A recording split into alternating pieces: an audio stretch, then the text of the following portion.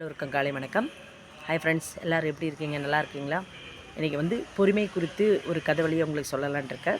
ஒரு முறை ஒரு குரங்குக்கு ஒரு மாம்பழம் கிடைக்கிது.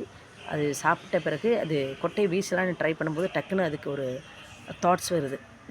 இந்த கொட்டையை வந்து நம்ம புதைச்சி எங்கேயாச்சும் ஒரு இடத்துல வந்து குழி தோண்டி புதைச்சி வச்சா அது வந்து கொஞ்ச நாளில் மரமாக வரும். மரமாக வந்த பிறகு வந்து நம்மளுக்கு நிறைய மாம்பழம் சாப்பிட்ற கிடைக்கும்.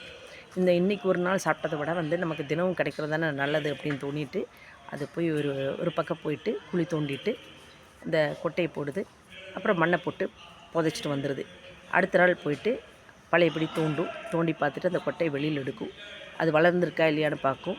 திரும்பவும் வந்து அதுக்குள்ளே புதைச்சி வச்சு தண்ணி ஊற்றும். இப்படியே பண்ணிகிட்டு இருந்து ஒரு கட்டத்தில் வந்து அது எடுத்து பார்க்கும்போது அங்கே வந்து அந்த செடியும் வளரல, மரமும் இல்லை, மாம்பழமும் இல்லை, ஒன்றுமே இல்லை. அது ரொம்ப வந்து விரக்தி ஆயிடுது.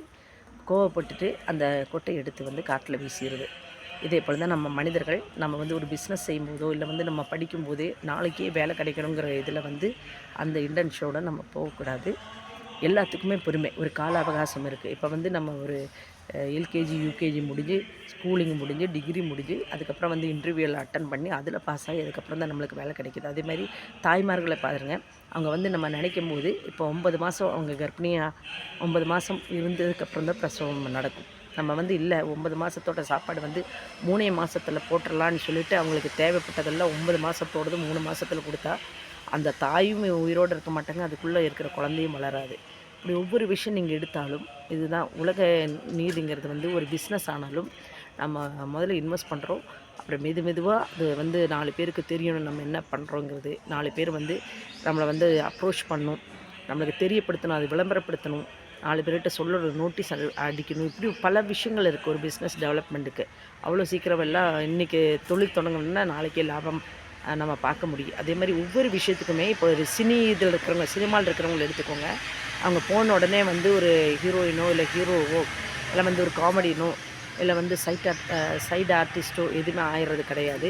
அவங்கள வந்து 10 வருஷம் 15 வருஷம் எடுபிடி வேலை மாதிரி ரொம்ப கஷ்டப்பட்டு வாழ்க்கையில், அது மியூசிக் ஃபீல்ட்லே ஆனாலும் சரி இல்லை வந்து சினி ஃபீல்ட்லே ஆனாலும் சரி, நீங்கள் எந்த இதானாலும் ஒரே நாளில் உங்களுக்கு வந்து வளர்ச்சி காண முடியாது. நம்மளுக்கு அதுக்கான பொறுமை தேவை. இந்த பொறுமை மட்டும் இருந்தாலும் நம்ம எல்லாமே சாதிக்கலாம்.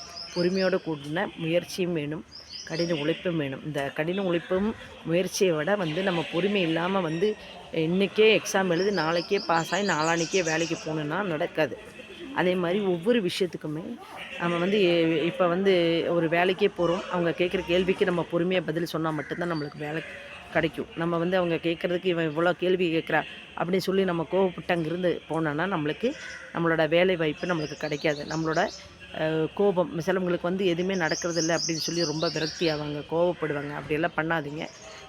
இந்த உலகத்தில் பிறந்த எல்லா மனிதர்களுக்கும் அதுக்கான நேர காலம் வரும். நம்ம இப்போ வந்து லாட்ரி எடுத்துகிட்டே இருக்கோம். சிலவங்களுக்கு ஒரு லாட்ரி எடுக்கிற பழக்கம் இருக்கும். அவங்க தினம் எடுத்துகிட்டே இருப்பாங்க, ஆயிரக்கணக்கு இல்லை வந்து 500, அட்லீஸ்ட் ஒரு 500 டெய்லியுமே எடுத்துகிட்டு இருப்பாங்க. ஏன்னா அவங்களுக்கு நம்பிக்கை கிடைக்கணும். ஆனால் வந்து அதுக்கு சிலவங்களுக்கு வந்து அந்த இது அதிர்ஷ்டம் கிடைக்கும், சிலவங்களுக்கு கிடைக்காது. ஆனாலும் அவங்க வந்து பொறுமையாக நீங்கள் எப்படி வந்து எனக்கு கிடைக்கும்னு நம்ப போகிறீங்களோ அதே மாதிரி தான் வாழ்க்கையும். இன்றைக்கே வந்து நீங்கள் நினச்ச இடத்துல நீங்கள் போய் அடைய முடியாது. அதுக்கான கால அவகாசம் வேணும், கடின உழைப்பு வேணும், முயற்சி வேணும்.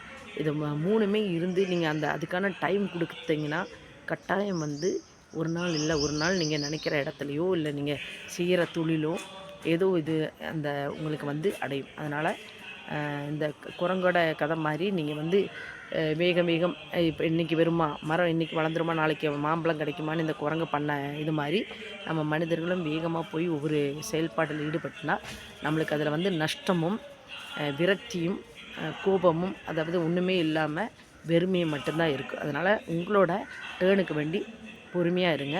கட்டாயம் வந்து உங்களுக்கு ஒரு நல்ல நேரம் வரும், எல்லாருக்குமே வரும். அது இப்போ சிலவங்க பார்த்திங்கன்னா பிறப்பில் வந்து ரொம்ப பணக்காரர் இருப்பாங்க, குறிப்பிட்ட டைமில் வந்து அவங்களுக்கு அந்த சொத்து இதெல்லாமே இழந்திருப்பாங்க. சிலவங்க பிறப்பில் ஏழையாக இருப்பாங்க, ஒரு கட்டத்துக்கு அப்புறம் வந்து அவங்க நல்ல நிலை பணக்கார நிலையில் வந்து அவங்க இருப்பாங்க. இதெல்லாமே அதாவது மனிதனாக பிறந்தவன் அவன் வந்து பணக்காரனா இல்லை பிச்சைக்காரனா இல்லை வந்து அவன் ஆரோக்கியமானவா பலவீனவனா இதெல்லாம் இல்லை. நம்மளுக்கு வந்து எல்லாருக்குமே ஒரு நேரம் இருக்குது. அது வந்து அந்த நம்மளுக்கான நேரம் வர வரைக்கும் நம்ம வந்து பொறுமையாக இருக்கணும். பொறுமையாக இருந்தால் கட்டாயம் வந்து நம்மளோட உழைப்பும் நம்மளோட முயற்சியும் கூடின அந்த பொறுமை இருக்கும்போது எல்லாமே நம்மளால் சாதிக்க முடியும். நன்றி, வணக்கம்.